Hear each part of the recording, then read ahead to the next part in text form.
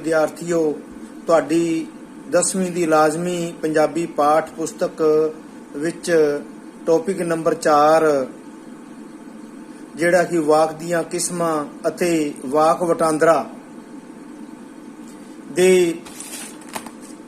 सिरलेख दा जिहड़ा सिरलेख है, इस दे विच असीं अज लैक्चर जिहड़ा है कंटिन्यू कर रहे हैं ते ये चौथा भाग अज मैं तुहाडे सामने पेश कर रहा, तुहानूं पढ़ा रहा। चौथा पाठ आपां जिहड़ा है गल कीती सी वाक दियां जिहड़ा किस्मां दी, वाक दियां किस्मां जिन्नू जिहड़ा तुहानूं मैं चार्ट दिखाया सी ते उस चार्ट दे विच जिहड़ा सी दिखाया गया सी भी साडे जिहड़ियां वाक दीयां जिहड़ियां किस्मां ने जां वाक दी जिहड़ा प्रमुख जिहड़ी वंड हैगी वो दो आधार ते कीती जांदी है।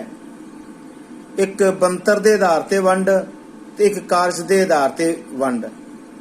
तुहाडे वाकां दे जिहड़े ने वो दो जिहड़े ने दो तरह दे अध्ययन हन।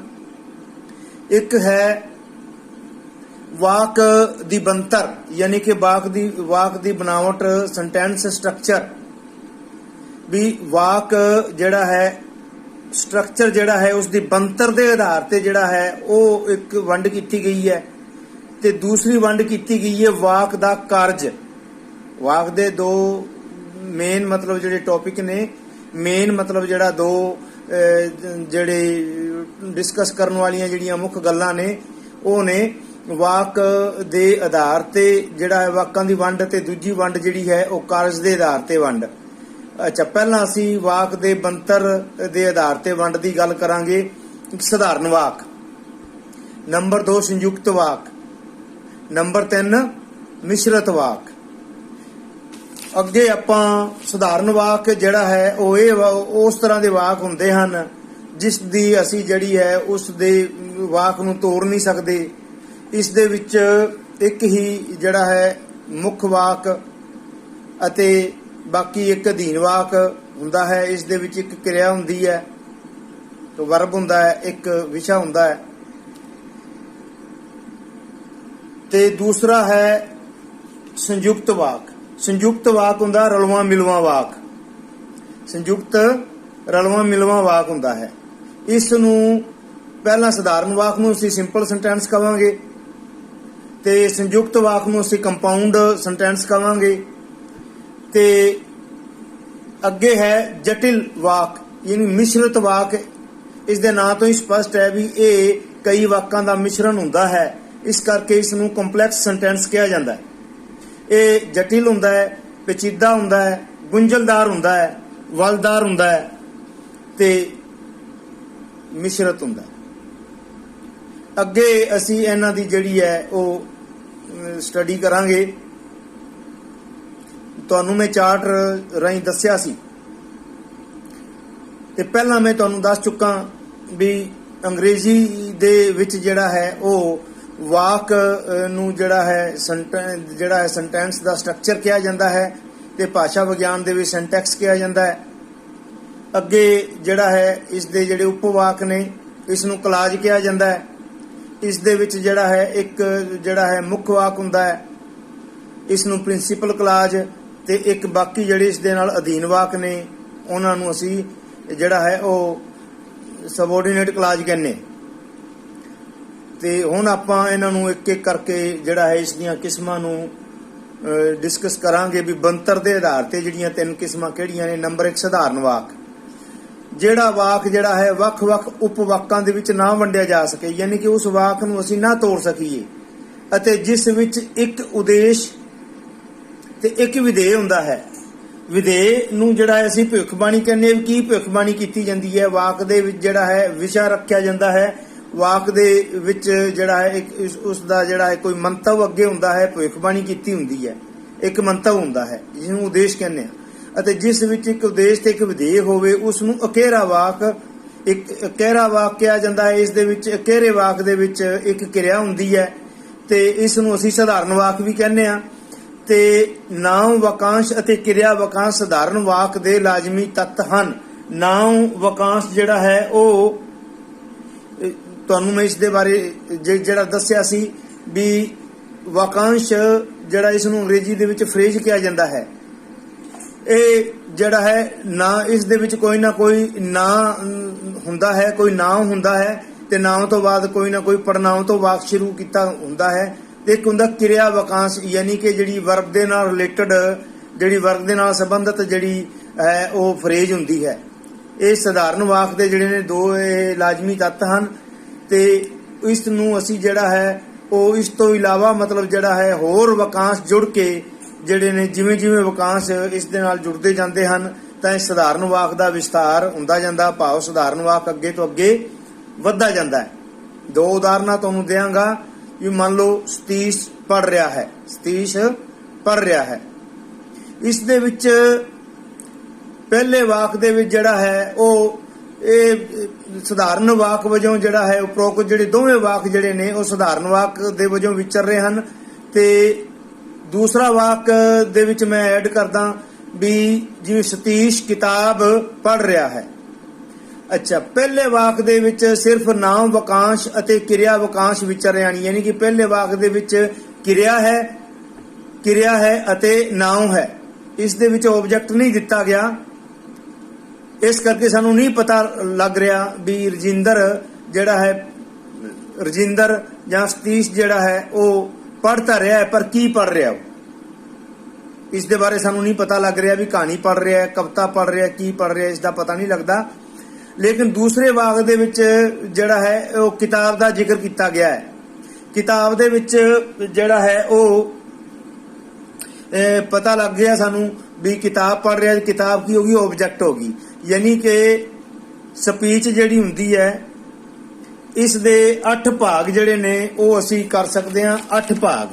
8 ਭਾਗ ਦੇ ਵਿੱਚੋਂ ਪਹਿਲਾ ਭਾਗ ਜਿਹੜਾ ਸਪੀਚ ਦਾ ਹੈ ਉਹ ਕਰਤਾ ਯਾਨੀ ਕਿ ਸਬਜੈਕਟ, ਦੂਸਰਾ ਜਿਹੜਾ ਹੈ ਇਸ ਦਾ ਭਾਗ ਕਰਮ ਯਾਨੀ ਕਿ ਆਬਜੈਕਟ, ਤੀਸਰਾ ਭਾਗ ਕਿਰਿਆ ਯਾਨੀ ਕਿ ਵਰਬ, ਚੌਥਾ ਭਾਗ ਜਿਹੜਾ ਹੈ ਉਹ ਵਿਸ਼ੇਸ਼ਣ ਯਾਨੀ ਕਿ ਐਡਵਰਬ ਤੇ ਪੰਜਵਾਂ ਭਾਗ ਜਿਹੜਾ ਹੈ ਕਿਰਿਆ ਵਿਸ਼ੇਸ਼ਣ ਯਾਨੀ ਕਿ ਐਡਵਰਬ ਐਡਜੈਕਟਿਵ ਤੇ ਫਿਰ ਜਿਹੜਾ ਹੈ ਉਹ ਪੂਰਵ ਆਪਣੇ ਪ੍ਰੈਪੋਜੀਸ਼ਨ ਯਾਨੀ ਕਿ ਪੂਰਵ ਸਰਗ ਤੇ ਫਿਰ ਜਿਹੜਾ ਹੈ ਅੱਗੇ ਯੋਜਕ ਯਾਨੀ ਕਿ ਕੰਜੰਕਸ਼ਨ ਤੇ ਫਿਰ ਜਿਹੜਾ ਹੈ ਵਿਸਮਿਕ ਯਾਨੀ ਕਿ ਇੰਟਰਜੈਕਸ਼ਨ। ਤੇ ਮੈਂ ਤੁਹਾਨੂੰ ਗੱਲ ਕੀਤੀ ਸੀ ਵੀ ਯੋਜਕ ਜਿਹੜਾ ਹੈ ਉਹ ਅਸੀਂ ਜਦੋਂ ਉਹ ਯੋਜਕ ਜਿਹੜਾ ਹੈ ਉਹ ਦੋ ਵਾਕਾਂ ਨੂੰ ਆਪਸ ਦੇ ਵਿੱਚ ਜਿਹੜਾ ਜੋੜਦਾ ਹੈ, ਜਿਵੇਂ ਜਿਵੇਂ ਜਿਹੜਾ ਯੋਜਕ ਲੱਗਦੇ ਜਾਂਦੇ ਹਨ ਵਾਕ ਅੱਗੇ ਅੱਗੇ ਵੱਧਦਾ ਜਾਂਦਾ ਹੈ।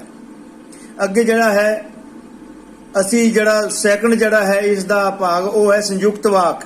ਸੰਯੁਕਤ ਵਾਕ ਨੂੰ ਅਸੀਂ ਜਿਹੜਾ ਹੈ ਅੰਗਰੇਜ਼ੀ ਦੇ ਵਿੱਚ ਕੰਪਾਊਂਡ ਸੈਂਟੈਂਸ ਕਹਿੰਦੇ ਆ। ਜਿਵੇਂ ਸੰਯੁਕਤ ਵਾਕਾਂ ਦੀ ਬਣਤਰ ਸਾਵੀ ਦਾ ਮਤਲਬ ਹੁੰਦਾ ਬਰਾਬਰ ਹੁੰਦੀ ਹੈ ਤੇ ਇਹ ਇਸ ਦੇ ਵਿੱਚ ਬਰਾਬਰਤਾ ਦਾ ਭਾਵ ਰੱਖਣ ਵਾਲੇ ਵਾਕ ਹੁੰਦੇ ਹਨ। ਇਹਨਾਂ ਦੀ ਬਣਤਰ ਵਿੱਚ ਦੋ ਜਾਂ ਦੋ ਤੋਂ ਵੱਧ ਸੁਤੰਤਰ ਉਪਵਾਕ ਮਿਲਦੇ ਹਨ। ਵਾਕ ਜਿਹੜੇ ਉਪਵਾਕ ਜਿਹੜੇ ਨੇ ਯਾਨੀ ਕਿ ਕਲਾਜ ਜਿਹੜੇ ਨੇ ਉਹ ਸੁਤੰਤਰ ਹੁੰਦੇ ਹਨ ਤੇ ਦੋ ਤੋਂ ਵੱਧ ਹੁੰਦੇ ਹਨ। ਵਿਆਕਰਨ ਦੀ ਜਿਹੜੀ ਦ੍ਰਿਸ਼ਟੀ ਤੋਂ ਇਹ ਸੁਤੰਤਰ ਤੌਰ ਉੱਤੇ ਵਿਚਰਨ ਦੀ ਸਮਰੱਥਾ ਰੱਖਦੇ ਹਨ। ਇਸ ਦਾ ਮਤਲਬ ਇਹ ਹੈ ਜਦੋਂ ਅਸੀਂ ਇਸ ਦੇ ਜਿਹੜੇ ਵਾਕ ਦੇ ਟੋਟੇ ਕਰਦੇ ਹਾਂ, ਇਸ ਨੂੰ ਅਲੱਗ-ਅਲੱਗ ਕਰਦੇ ਹਾਂ ਤਾਂ ਇਹ ਸੁਤੰਤਰ ਤੌਰ ਤੇ ਜਿਹੜੇ ਨੇ ਵਿਚਰਦੇ ਹਨ। ਅੱਗੇ ਸੰਯੁਕਤ ਵਾਕਾਂ ਵਿਚਲੇ ਦੋ ਜਾਂ ਦੋ ਤੋਂ ਵੱਧ ਸੁਤੰਤਰ ਸਧਾਰਨ ਜਾਂ ਸਮਾਨ ਉਪਵਾਕ ਨੂੰ ਕਾਮੇ ਯਾਨੀ ਕਿ ਇਹਨਾਂ ਨੂੰ ਜਿਹੜਾ ਡਿਫਰੈਂਸ਼ੀਏਟ ਜਿਹੜਾ ਕੀਤਾ ਜਾਂਦਾ ਉਹ ਕਾਮੇ ਦੇ ਨਾਲ, ਕੌਮਾ ਪੰਕਚੁਏਸ਼ਨ ਦਾ ਇੱਕ ਚਿੰਨ੍ਹ ਹੈ ਤੇ ਜਿਹੜਾ ਹੈ ਇਸ ਦੇ ਨਾਲ ਜਾਂ ਫਿਰ ਜਿਹੜਾ ਹੈ ਤੇ ਅਤੇ ਪਰ ਜਾਂ ਚਾਹੇ ਫਿਰ ਵੀ ਪਰੰਤੂ ਸਗੋਂ ਆਦਿ ਜਿਹੜੇ ਸ਼ਬਦ ਨੇ ਇਹ ਯੋਜਕ ਹਨ ਤੇ ਇਹਨਾਂ ਦੇ ਨਾਲ ਜਿਹੜਾ ਹੈ ਵਾਕਾਂ ਨੂੰ ਅੱਗੇ ਜਿਹੜਾ ਹੈ ਸਮਾਨ ਯੋਜਕਾਂ ਦੇ ਨਾਲ ਜੋੜਿਆ ਜਾਂਦਾ ਹੈ। ਤੇ ਥੱਲੇ ਅਸੀਂ ਤੁਹਾਨੂੰ ਮੈਂ ਦੋ ਐਗਜ਼ਾਮਪਲ ਦਿਆਂਗਾ, ਰਾਹ ਪਿਆ ਜਾਣੀਏ ਜਾਂ ਵਾਹ ਪਿਆ ਜਾਣੀਏ। ਅੱਗੇ ਜਿਹੜਾ ਸੈਕੰਡ ਸੈਂਟੈਂਸ ਹੈ ਖੁਸ਼ਬੂ ਕਵਿਤਾ ਬੋਲਦੀ ਰਹੀ ਅਤੇ ਮੈਂ ਲਿਖਦੀ ਰਹੀ। ਨੰਬਰ 3 ਜਿਉਂਦੀ ਮੱਛੀ ਵਹਿਣ ਦੇ ਵਿਰੁੱਧ ਚੱਲਦੀ ਹੈ ਪਰ ਮਰੀ ਹੋਈ ਮੱਛੀ ਜਿਹੜੀ ਹੈ ਵਹਿਣ ਦੇ ਨਾਲ ਨਾਲ ਚੱਲਦੀ ਹੈ। ਇਹ ਜਿਹੜਾ ਸੰਯੁਕਤ ਵਾਕ ਹੈ ਇਹ ਵਾਕ ਹਨ। ਇਹਨਾਂ ਵਿੱਚ ਜਾਂ ਇਹਨਾਂ ਦੇ ਵਿੱਚ ਜਿਹੜਾ ਪਹਿਲੇ ਵਾਕ 'ਚ ਜਾਂ, ਦੂਜੇ ਵਿੱਚ ਅਤੇ ਤੇ ਤੀਜੇ ਦੇ ਵਿੱਚ ਪਰ। ਇਹ ਜਿਹੜੇ ਯੋਜਕ ਜਿਹੜੇ ਵਰਤੇ ਗਏ ਹਨ, ਇਹ ਇਹਨਾਂ ਯੋਜਕਾਂ ਦੇ ਨਾਲ ਜਿਹੜਾ ਹੈ ਇਹਨਾਂ ਵਾਕਾਂ ਨੂੰ ਜੋੜਿਆ ਗਿਆ ਹੈ। ਤੇ ਜੇਕਰ ਜਦੋਂ ਅਸੀਂ ਇਹਨਾਂ ਨੂੰ ਇੱਕ ਦੂਜੇ ਤੋਂ ਵੱਖ ਕਰਦੇ ਹਾਂ ਤੇ ਫਿਰ ਵੀ ਜਿਹੜਾ ਹੈ ਉਹ ਸੁਤੰਤਰ ਤੌਰ ਤੇ ਵਿਚਰਨ ਦੀ ਸਮਰੱਥਾ ਇਹ ਵਾਕ ਰੱਖਦੇ ਹਾਂ। ਜਿਵੇਂ ਰਾਹ ਪਿਆ ਜਾਣੀਏ ਨੂੰ ਅੱਡ ਕਰ ਦਈਏ, ਵਾਹ ਪਿਆ ਜਾਣੀਏ ਨੂੰ ਅੱਡ ਕਰ ਦਈਏ, ਤੇ ਦੋਵੇਂ ਜਿਹੜੇ ਵੱਖ-ਵੱਖ ਕੀਤੇ ਹੋਏ ਵਾਕ ਜਿਹੜੇ ਨੇ ਆਪਣੇ ਆਪ ਦੇ ਵਿੱਚ ਪੂਰਨ ਜਿਹੜਾ ਸਾਨੂੰ ਅਰਥ ਦੇਣ ਦੀ ਸਮਰੱਥਾ ਰੱਖਦੇ ਹਨ। ਜਿਵੇਂ ਖੁਸ਼ਬੂ ਕਵਿਤਾ ਬੋਲਦੀ ਰਹੀ ਅਤੇ ਮੈਂ ਲਿਖਦੀ ਰਹੀ, ਅਤੇ ਨੂੰ ਵਿੱਚੋਂ ਕੱਢ ਕੇ ਇਹ ਦੋ ਵਾਕ ਅੱਡ-ਅੱਡ ਹੋ ਸਕਦੇ ਹਨ ਤੇ ਦੋਵਾਂ ਦਾ ਆਪਣੇ ਆਪ ਦੇ ਵਿੱਚ ਅਰਥ ਹੈ। ਨੈਕਸਟ ਜਿਹੜਾ ਹੈ ਮਿਸ਼ਰਿਤ ਵਾਕ। ਮਿਸ਼ਰਿਤ ਵਾਕ ਜਿਹੜਾ ਹੁੰਦਾ ਹੈ ਉਹ ਉਹਨਾਂ ਦੀ ਜਿਹੜੀ ਮੈਂ ਤੁਹਾਨੂੰ ਦੱਸਿਆ ਹੈਗਾ ਵੀ ਇਸ ਦੇ ਵਿੱਚ ਇਹਦੇ ਨਾਂ ਤੋਂ ਹੀ ਸਪਸ਼ਟ ਹੈ ਕਿ ਇਹ ਮਿਸ਼ਰਣ ਹੁੰਦਾ ਹੈ ਵੱਖ-ਵੱਖ ਵਾਕਾਂ ਦਾ, ਜਿਹੜੇ ਨੇ ਜਦੋਂ ਕਈ ਵਿੱਚ ਮਤਲਬ ਜਿਹੜੇ ਨੇ ਮੁੱਖ ਵਾਕ ਦੇ ਨਾਲ ਕਈ ਅਧੀਨ ਵਾਕ ਨਾਲ ਜੁੜ ਜਾਂਦੇ ਹਨ ਤਾਂ ਉਹ ਜਿਹੜਾ ਹੈ ਮਿਸ਼ਰਿਤ ਵਾਕ ਜਿਹੜਾ ਹੈ ਬਣ ਜਾਂਦਾ ਹੈ। ਤੇ ਇਹਨਾਂ ਦੀ ਬਣਤਰ ਜਿਹੜੀ ਹੈ ਨਾ ਅਸਾਵੀਂ ਮਤਲਬ ਇੱਕੋ ਜਿਹੀ ਨਹੀਂ ਹੁੰਦੀ, ਇੱਕ ਸਮਾਨ ਨਹੀਂ ਹੁੰਦੀ। ਤੇ ਇਸ ਦੇ ਵਿੱਚ ਅਸੀਂ ਇਹ ਸਿੱਟਾ ਕੱਢਦੇ ਹਾਂ ਵੀ ਇਹ ਜਿਹੜੇ ਨੇ ਵਾਕ ਜਿਹੜੇ ਉਪਵਾਕ ਜਿਹੜੇ ਨੇ ਬਰਾਬਰਤਾ ਦੇ ਪੱਧਰ ਦੇ ਉੱਤੇ ਜਿਹੜਾ ਇਹ ਵਾਕ ਨਹੀਂ ਵਿਚਰ ਸਕਦੇ। ਯਾਨੀ ਕਿ ਜਦੋਂ ਅਸੀਂ ਇਹਨਾਂ ਨੂੰ ਅੱਡ-ਅੱਡ ਕਰਦੇ ਹਾਂ ਤਾਂ ਇਹਨਾਂ ਦੇ ਇਹ ਆਪਣੇ ਅਰਥ ਜਿਹੜੇ ਨੇ ਉਹ ਖੋ ਬਹਿੰਦੇ ਹਨ, ਇਹਨਾਂ ਦਾ ਕੋਈ ਅਰਥ ਜਿਹੜਾ ਹੈ ਨਹੀਂ ਨਿਕਲਦਾ। ਮਿਸ਼ਰਿਤ ਵਾਕ ਦੀ ਬਣਤਰ ਵਿੱਚ ਇੱਕ ਮੁੱਖ ਵਾਕ ਜਿਹੜਾ ਹੈ ਯਾਨੀ ਕਿ ਪ੍ਰਿੰਸੀਪਲ ਕਲਾਜ਼ ਤੇ ਇੱਕ ਜਾਂ ਇੱਕ ਤੋਂ ਵੱਧ ਅਧੀਨ ਵਾਕ ਯਾਨੀ ਕਿ ਸਬੋਰਡੀਨੇਟ ਕਲਾਜ਼ੀ ਜਿਹੜੀਆਂ ਨੇ ਕਾਲਸ਼ੀਲ ਰਹਿੰਦੇ ਹਨ। ਮੁੱਖ ਉਪਵਾਕ ਜਿਹੜਾ ਸੁਤੰਤਰ ਤੌਰ ਤੇ ਵਿਚਰਨ ਦੀ ਸਮਰੱਥਾ ਰੱਖਦਾ ਹੈ। ਇਸ ਦਾ ਮਤਲਬ ਇਹ ਹੈ ਵੀ ਜਿਹੜੀ ਪ੍ਰਿੰਸੀਪਲ ਕਲਾਜ਼ ਹੈ, ਮੁੱਖ ਵਾਕ ਹੈ, ਜੇ ਉਸ ਨੂੰ ਅੱਡ ਕਰਦੇ ਹਾਂ ਤਾਂ ਉਹ ਜਿਹੜਾ ਹੈ ਆਪਣੇ ਆਪ ਦੇ ਵਿੱਚ ਸੁਤੰਤਰ ਤੌਰ ਤੇ ਵਿਚਰ ਸਕਦਾ ਹੈ, ਭਾਵ ਸਾਨੂੰ ਉਹਦਾ ਅਰਥ ਉਸ ਦੇ ਅਰਥਾਂ ਦਾ ਪਤਾ ਲੱਗਦਾ ਹੈ। ਪਰ ਅਧੀਨ ਉਪਵਾਕ ਸੁਤੰਤਰ ਤੌਰ ਤੇ ਨਹੀਂ ਵਿਚਰ ਸਕਦੇ, ਉਹਨਾਂ ਦੇ ਅਰਥ ਤਾਈਓ ਹੀ ਨਿਕਲਦੇ ਹਨ ਜੇਕਰ ਉਹ ਮੁੱਖ ਵਾਕ ਯਾਨੀ ਕਿ ਪ੍ਰਿੰਸੀਪਲ ਮੁੱਖ ਉਪਵਾਕ ਜਿਹੜੇ ਕਿ ਪ੍ਰਿੰਸੀਪਲ ਕਲਾਜ਼ ਦੇ ਨਾਲ ਜਿਹੜੇ ਆਉਂਦੇ ਹਨ। ਪੰਜਾਬੀ ਭਾਸ਼ਾ ਵਿੱਚ ਅਧੀਨ ਵਾਕ ਪੰਜਾਬੀ ਯੋਜਕਾਂ ਦੇ ਯੋਜਕਾਂ ਯਾਨੀ ਕਿ ਕੰਜੰਕਸ਼ਨ ਜਿਵੇਂ ਉਦਾਹਰਨ ਹੈ ਇਹਨਾਂ ਦੀ ਕਿਉਂਕਿ, ਜੋ, ਜਿਹੜਾ, ਜਿਸ, ਜਿਵੇਂ, ਜਦੋਂ, ਜਿਸ ਤਰ੍ਹਾਂ, ਜੇ, ਕੱਕੇ ਅਨੁਸਾਰ ਕੀ, ਜੇ ਅੱਡ ਹੈ, ਕੀ ਅੱਡ ਹੈ, ਇਹਨਾਂ ਵਿੱਚ ਕੋਮੇ ਅਸੀਂ ਦੇ ਸਕਦੇ ਹਾਂ।